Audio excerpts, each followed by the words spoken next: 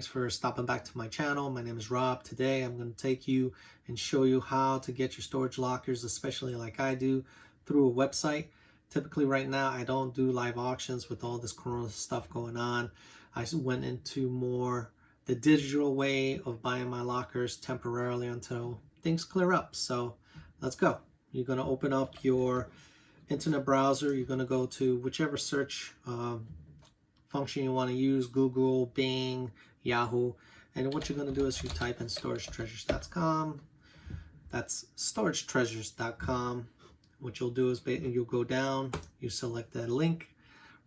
What you're going to do is you could do one or two things. You can actually search it. You don't have to use it right now. What you could do is, let's say I'll use my zip code. I'll search in my area.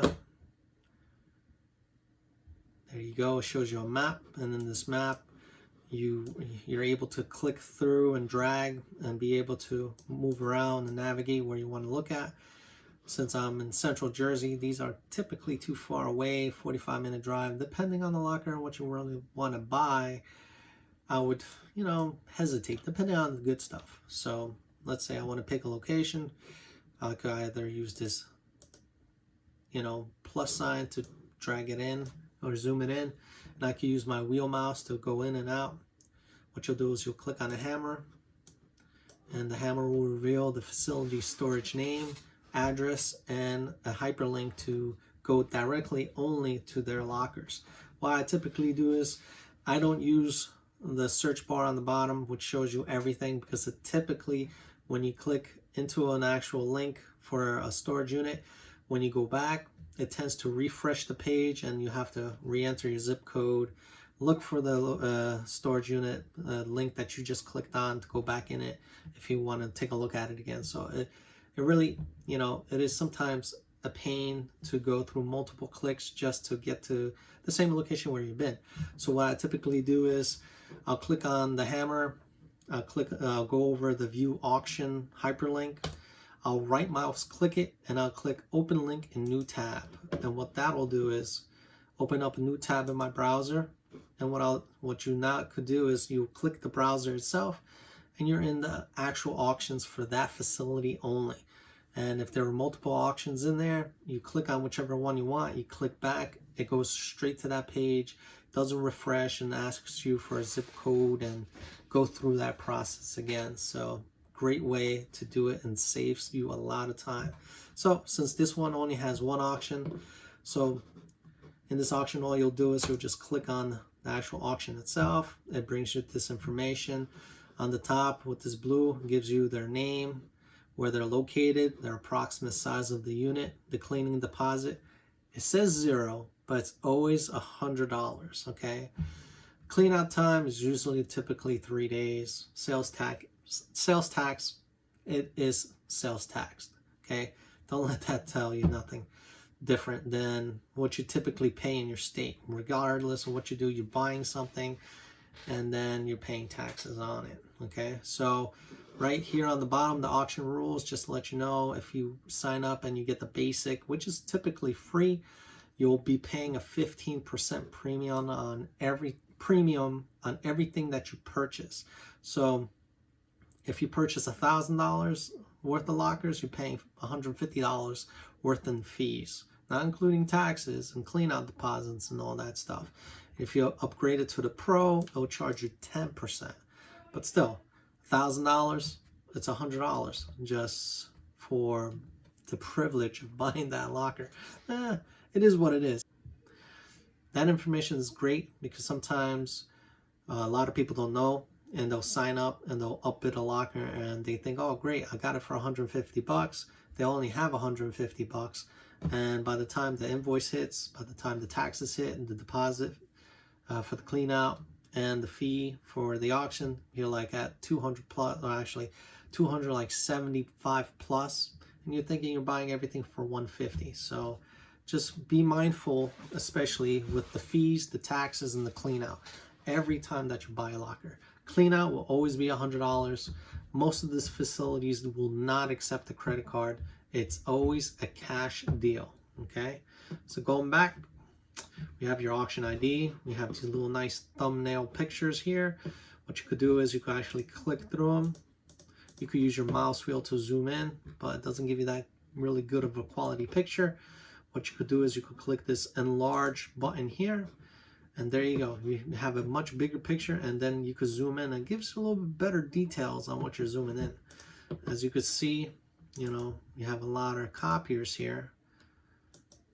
To me, is it worth $1,600 or $1,200 so far?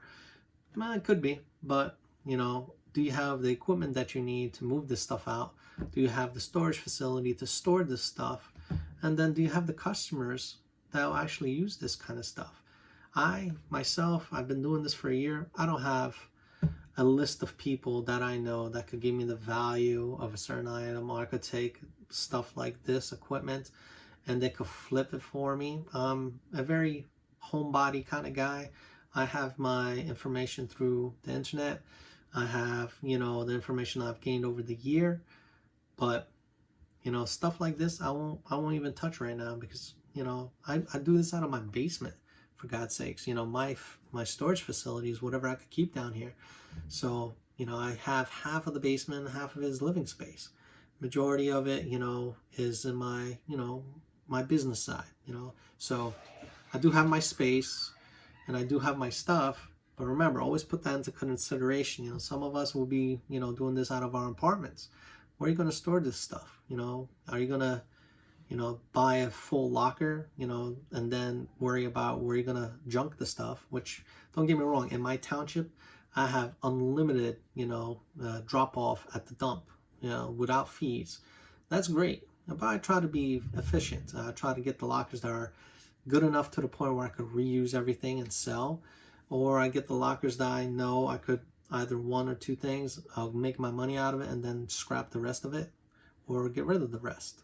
That's something you have to put in the back of your mind when you're looking at this kind of stuff. Yeah, these printers or these copiers could fetch you a lot of money. This could be a $10,000 locker if you only have the contacts, if you only have the space for it. Okay, plus, you know, you're gonna have to rent that box truck, right? Box trucks are not cheap. Yeah, it's $25 in town or whatever it is, but then you're paying 45 cents a mile. So if this is, you know, 10, 15 miles away from you, go back and forth and drop things off. Maybe you have to do it twice. You're paying $200 for that truck. So really be mindful on what you're doing. So let's go back. We'll go back to the main because there was only one auction there. So let's go to Clifton, no, Passaic. So we'll go to Passaic. As you can see, you could zoom in, zoom out, right? But then you could scroll down. It'll give you everything by the time remaining. Just to let you know, this isn't like eBay where you can wait for the last second and put your $5 above the max bid. Does not work like that. There's a soft close. So anything below 3 minutes and you try to upbid, goes back to 5 minutes and you go all over again. It's a good thing and it's a bad thing. It's a good thing that it gives that other person a second chance to, you know, bid for the locker so they could win it as well. But it actually takes the fun out of it, because you know what, he should have put his bid enough so he wins it with the max amount of money he wants to put into it.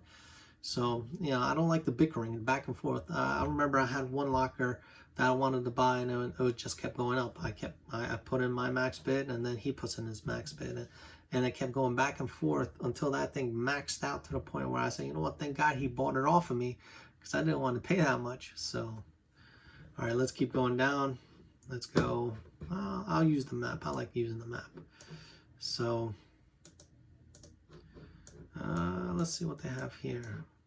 Warminster, Pennsylvania. Remember, I click on the hammer, then I click open link in new tab. You open the tab on the top, and bam, you got your information here.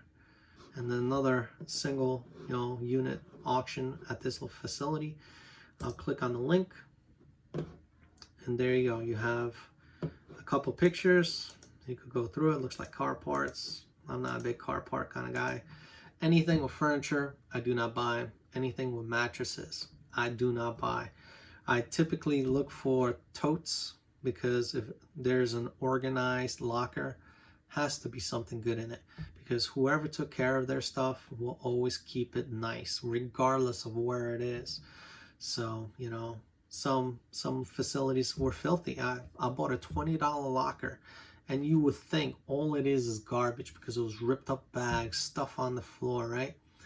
Turned out to be, it was, you know, it was I don't know if it was a real estate or it was a fairs things, like a booth in the fair, but it had giveaways. Basically, it had like Bluetooth speakers, it had wallets, it had watches, it had, you know, not watches we're talking about, little like kids watches, but still new, brand new in packaging, right? Like I said, wireless speakers, Crayola, they had arts and crafts things in a box, in these bags, but brand new. Most of that stuff I kept because I invested $20. I'm telling you, I kid you not, I probably have enough school supplies from that locker alone to last me for 2 to 3 years. Let alone I have 10 years worth of wrapping paper, okay? Christmas wrapping paper. So sometimes it's a great thing, you know, buying these lockers for the cheap, because you get something that you don't think of, that you use so much and pay. I had the wrapping paper, let alone, let's go back to the Christmas wrapping paper. One of the wrapping papers in that one locker that I found was worth $20 for a roll, and I paid $60 for the locker. I had like 70 rolls of Christmas paper, you know, right there, bam. I don't have to worry about Christmas wrapping paper for years to come, So let's go back. Enough of my stories. So, all right. So if you like this locker, yeah, okay. Well, you'll have to set up an account, right? So you click sign up. You will sign up as an auction buyer. You're not going to sign up as a facility manager. You could do auctioneer, but auctioneers are typically, you know, those guys that sell their stuff from a facility that they're renting from. And that's a no-no. You can't do that. If they find you, they'll suspend your account. Don't deal with that. There's a lot of auctions on this website you have to be very mindful for. If you're clicking on an auction, always make sure that it's an auction facility's name in the title and their facility location. If you see something private and it says a name, a person's name, instead of an actual facility name, stay away, because all they're doing is selling their junk to you. Okay, I had a personal experience, just a couple more seconds of your time, where I thought I was buying thousands of dollars worth in comics. I looked at it, was like, I don't know, 4,000 comics and sleeves. And it was some good comics, but there weren't anything gold era, silver era, bronze era. Nah, there were some from the 80s. But then when I get there thinking that I'm buying it from a facility that some guy just happened not to pay his storage locker fees and lost his collection, right? And I was in the money. Turned out it was a private seller, which I didn't know because I was starting off on it. And it was his stuff that he didn't want. So of course, what most people don't want is junk. Okay? Did I make my money? I made most of my money. I probably took a 40% hit on that whole thing, because I had to sell them in packs, sleeves, and people pay $0.25 per comic or 5 cents per comic, and how much money can you really make off of that? And I was competing with people thinking the same thing. So be mindful, especially what you're doing. All right, so now what we'll do is we'll go back, we'll click sign up. You put your name, you put your email, confirm, phone number, address, all this stuff. They don't really send you anything, just so to make it clear, don't send you some kind of junk mail. In the email, they'll send you, one email every day. They'll say auctions in your area that are happening now. A good thing to remind you that you're still in it, kind of. Then what you do is basically, set up your account password, security questions, and you agree with the terms and you submit. You'll also have to put your credit card information down, and that's the only place that's going to take a credit card is this website. And the thing that they use it for is to charge you the 10 or 15% fee after the auction, okay? And then after that, you get an invoice. You can print it out and take it to the facility. Majority of the time, they have that already printed and ready for you.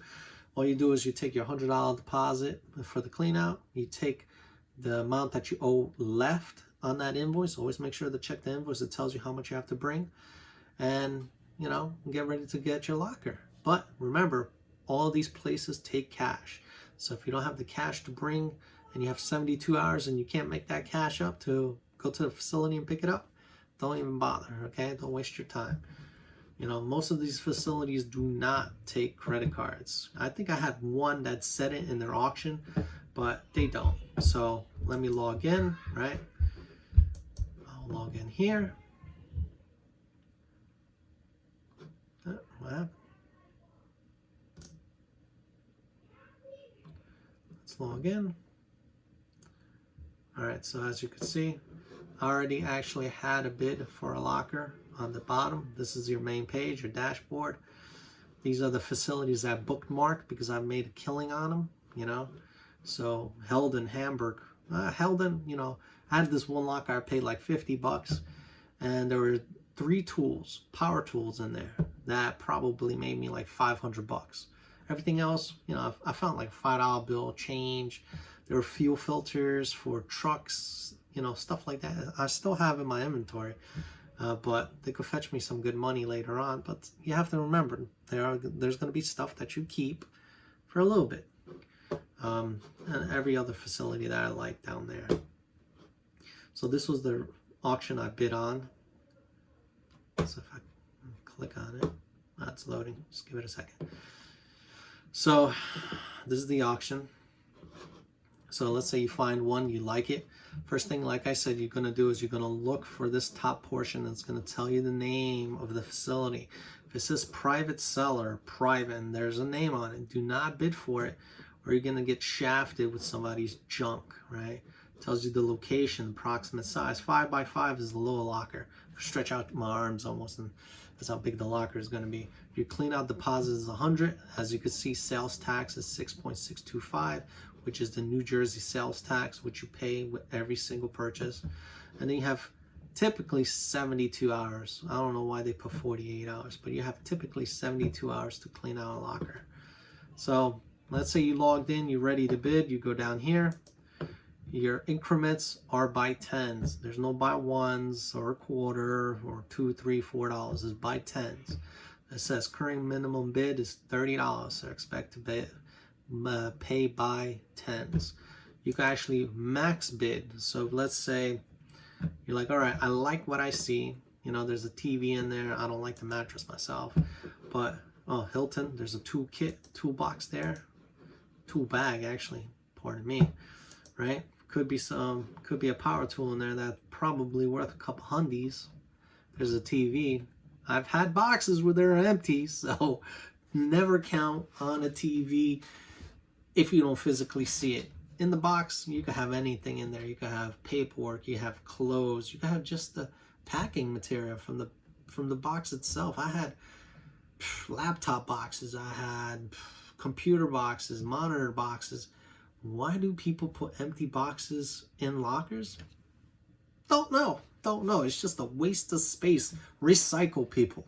Recycle. Sorry. I didn't notice that Hilton bag on the bottom. So let me put a bid, right? I'll put a bid for 40 bucks. Max bid. I'll buy it for 40. I'll deal with the mattress just to figure out and see what's in that tool bag. It'll say confirm your bid. I confirm it. Bam, I'm the highest bidder. Somebody outbid me till 30, or no, their max bid was probably $20. So I outbid them by 10 bucks. So since I put a 40, just to let you guys know, it will bid automatically for me until it goes past 40. So if a guy bids 50 bucks, I'll lose. He'll outbid me, and then I have to bid again. But if he decides to bid 40, since I already put 40, I get the win. I still am the higher bidder for the locker itself.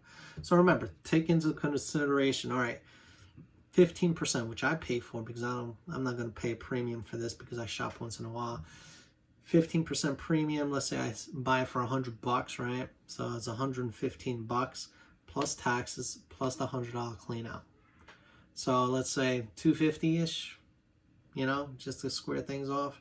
That's how much cash I have to get this locker. Hey, sometimes I buy lockers just to make videos for you guys, so it's a win-win. I'm might win something in the locker, might find something that's completely amazing. You know, like my last video, I found Boy Scout patches, right? So far, I listed them all on eBay as a one package deal. 2 days left in a couple of hours. It's over $100 now. I paid $250 for the locker, but hey, half of a return for a locker is better than zero. You know, that locker's, you know, kind of bad. If you notice that little treasure chest, you look at my video, you'll see what I mean. There wasn't a lot in there. So, and that's pretty much it. You get yourself organized on this website. Make sure you bid for what you really want. Don't jump into anything. Trust me, I've jumped and I've upbid myself, and I said, oh, $20 more and that's it. $20 more and that's it. Oh, screw it. You know what? Let me do another $50. And then you're deep in it. You're $500 in it, and you're like, maybe recap 100 out of all of that because you have limited resources.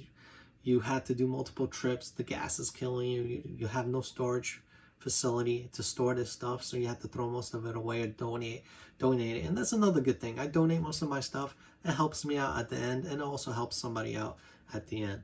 Something you might want to consider as well. You know, if you don't make money off of the locker, donate it. Goodwill will take it off of you. You know, give you a donation slip. Put that in your taxes. Make some of that money back at the end. Always think of ways to apply what you're doing with this to further your income, help you out either in making the income or saving your income at the very end. So, go from there. I really enjoyed showing you guys this. If you have any questions or concerns, drop a comment below. Remember to always click the thumbs up button and like the video. If you need any other how-to videos, just put them down in the comments, and I'll see you guys later. Have a good day. Bye.